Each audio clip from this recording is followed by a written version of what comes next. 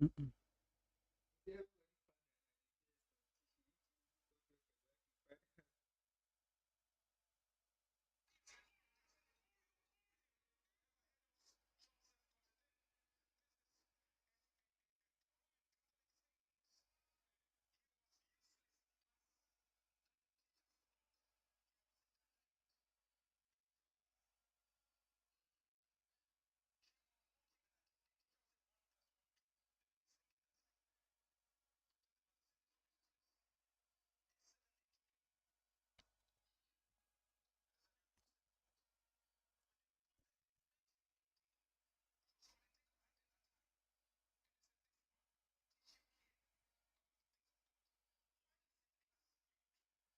Okay, let's watch this brief video, and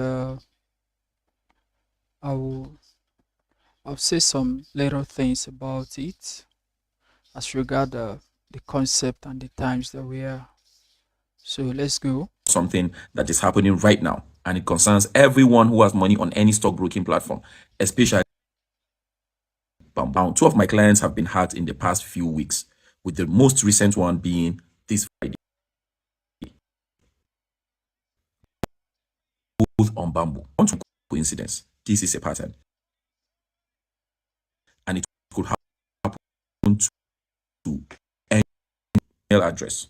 Once they are through everything, looking for every platform connected to it, investment apps, banking apps, everything, testing password resets sent to that email address, that they already control. By the time first victim noticed suspicious, someone was trying to access his Bamboo account. He immediately tried to contact Bamboo list. It's really, really painful. Bamboo's customer service could not help him fast enough while he was going through, back and forth trying to get a response. The scammer on the other end was moving quickly. He requested, a change of withdrawal account number. The request was processed almost instantly. The scammer changed it to an account with a completely different name and BVN and cleared his account. 800,000 naira gone, while the actual owner was still waiting for someone at Bamboo to reply him. Now, the second victim's story is even more alarming. Months ago, even before he started his investment journey, he logged into his email, on a colleague's phone. That colleague's email was later hacked. And through that connection, his own email was compromised too. He found out when he got a notification that his stocks, had been sold. Not all of them, but some of them. He moved fast, logged in immediately, and managed to withdraw his money before the scammer could move it. The scammer locked him out, of his own account, remotely wiped his phone so that he couldn't access anything, changed the withdrawal account number, and then market closed this Friday.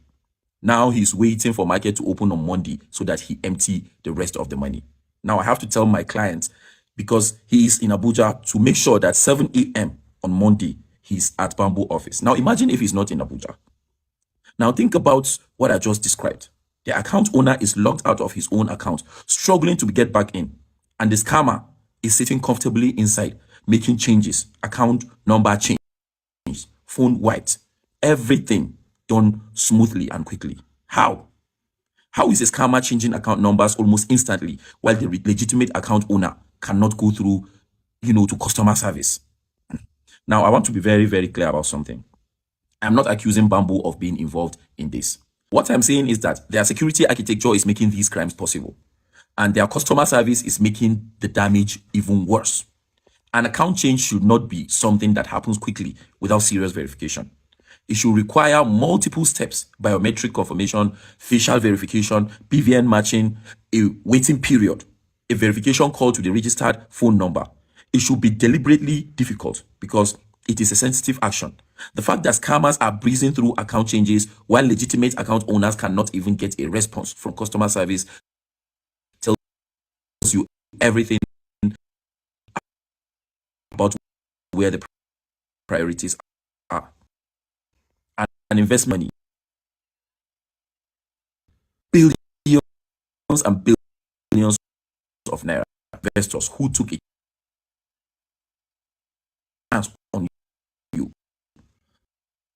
The absolute minimum that service is not good enough for a company at your level. You need a responsive line and instances that don't even get response.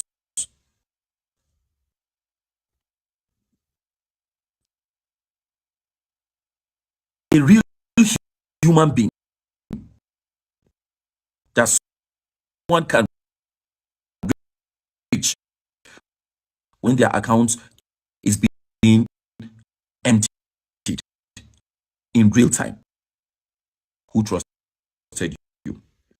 Fix your account change verification process. Account pointless. Do not log in your email on anyone else's devices. I would say never. So whether or not it is true, I don't even care. But what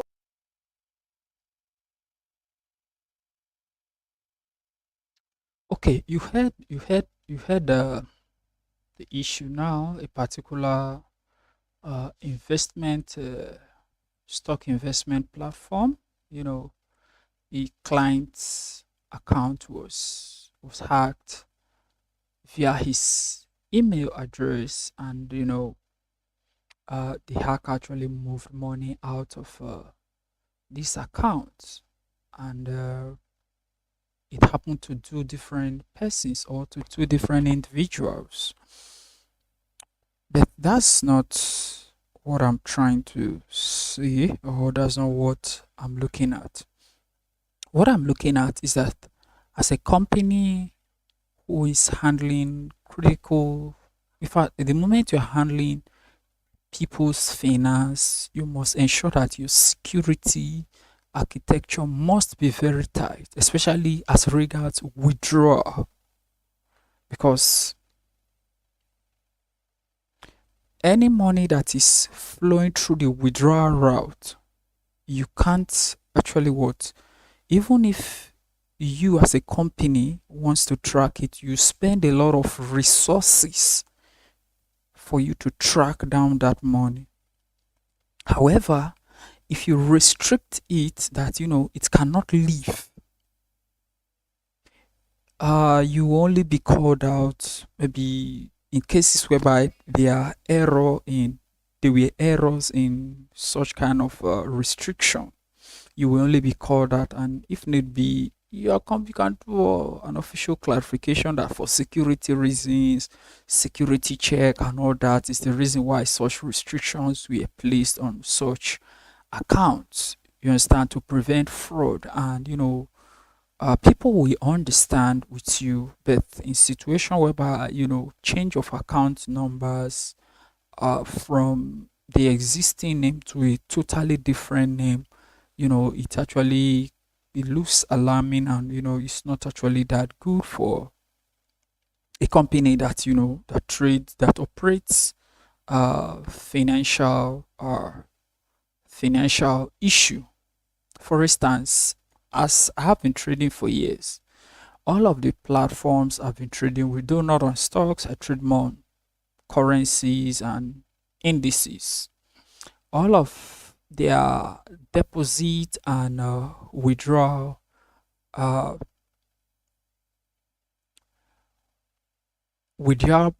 procedure or policy is simple. It is the means and account that you deposited with that will be the same means and account in which you have to do your withdrawal with. By implication, if you deposited with your credit card, you cannot withdraw that money via bank transfer. If you deposited with bank transfer, you cannot withdraw that money through cryptocurrency. You understand? So that's the issue of the security architecture that the guy was talking about in the video. So if you have a company or you own a company, your security architecture must be in such a way that it should be strict in such a way that you are protecting yourself and also protecting your clients of any kind of negative eventualities. You understand? Then on the side of uh of the people that lost their money, I would say that even having a two-step authentication, maybe it would not have solved this situation, because from according to what was narrated in the video, that the email account that was linked to that particular investment account was actually what actually compromised. So if even if they were okay, if there were two-factor authentication on the email account, the extent at which um the ease of access to the email account would have been difficult. Because, for instance, if you have a two-factor authentication to your email account, either you have to use a secret code, an authenticator app, even after you have provided your password to your email, you have to use an authenticator app to prove that it is you, or you enter a code that will sent to your email or sent to another phone number which is yours, that is attached to this email address. So these are the things that you can actually put in place as somebody who has this kind of account of you have an email address. Then the third thing I would say about an issue of email address is that your email address that is linked to critical data such as finance, bank accounts, investment accounts should not be used to handle other non very sensitive data, because it might be through this route that from the story that he narrated, that a colleague's phone was used to sign into an email, and that was how this whole issue actually happened. If maybe what she signed into that email to do maybe was to check messages and all that, and if you as a person you have an email address, and don't be too quick to use another person's device to sign into your sensitive email account, especially the ones that has to do with finance, investment, and all that.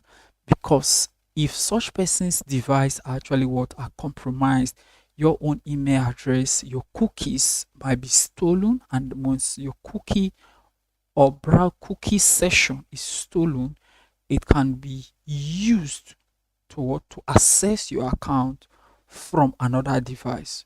So these are the three tips or four tips that you can actually want to do to your account, or as a way of protecting yourself and protecting your investment.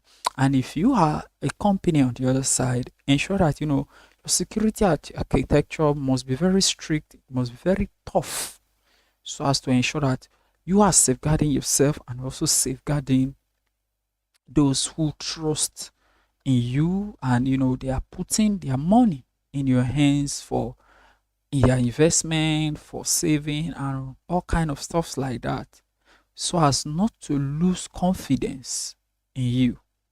You understand? So do well and have a wonderful time. This is Blue Cap Cybersecurity, and I will talk to you guys in the next one.